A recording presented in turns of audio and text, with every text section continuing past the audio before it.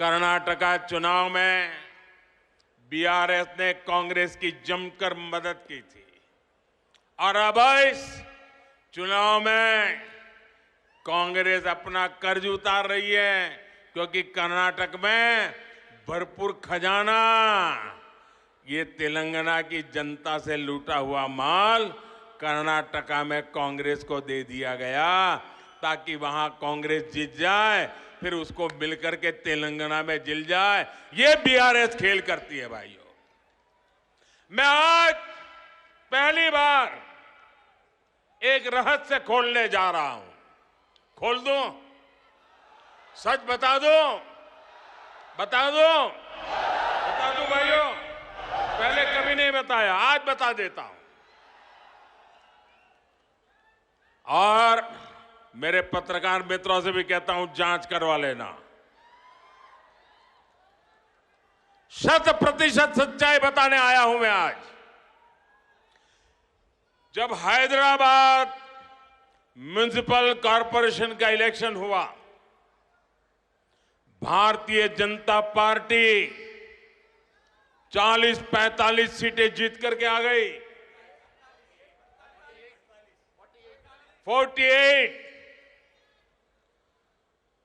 किसी को बहुमत नहीं मिला। केसीआर को सपोर्ट की जरूरत थी। और आपने देखा होगा, हैदराबाद कॉरपोरेशन के चुनाव के पहले वो एयरपोर्ट में पूरी फौज लेकर के मेरा स्वागत करने के लिए आते थे, बढ़िया बढ़िया माला पहनाते थे, बहुत सम्मान करते थे। याद है ना? फिर क्या हुआ भाई? अचानक बंद हो गए।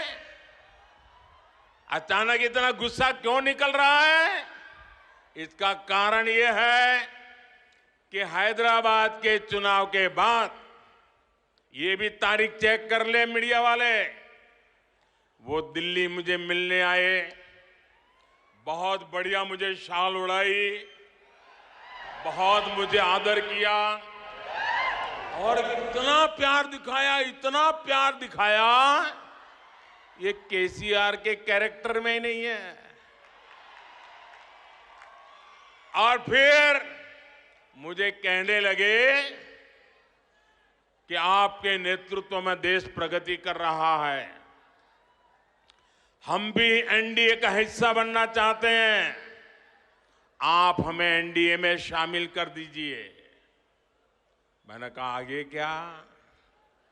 बोले हैदराबाद में म्युनिसिपल कॉरपोरेशन में हमारी मदद कर दीजिए।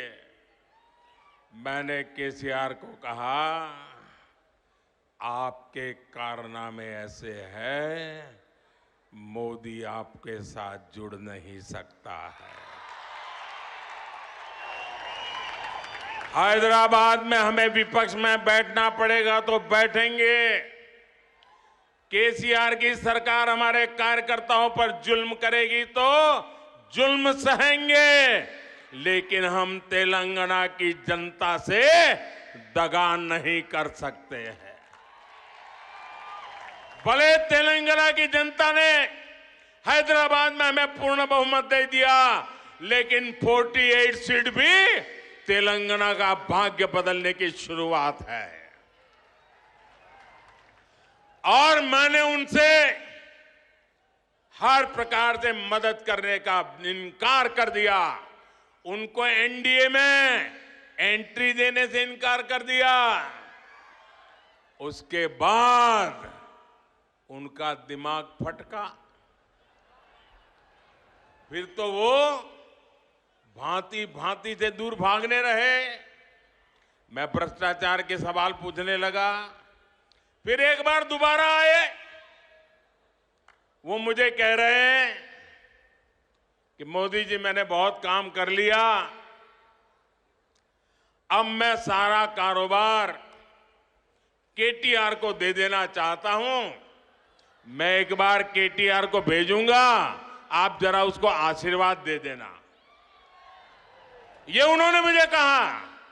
मैंने कहा केसीआर, ये लोकतंत्र है, तुम कौन होते हो बेटे को राजगादी दे? तुम राजा महाराजा हो क्या? क्या तुम राजा महाराजा हो क्या? अरे तेलंगाना की जनता तय करेगी किसको बिठाना है, किसको नहीं बिठाना है। बस वो दिन आखिरी था, उसके बाद एक बार भी वो मेरे से आंखें नहीं मिला पा रहे हैं। मेरा परछाया भी देखने की हिम्मत नहीं बची उनकी। आप देखा, अभी मैं सरकारी कार्यक्रम करके आया, कोई भ्रष्टाचारी मेरे बगल में बैठ करके मेरा ताप सहन नहीं कर सकता है, इसलिए भाग रहे हैं।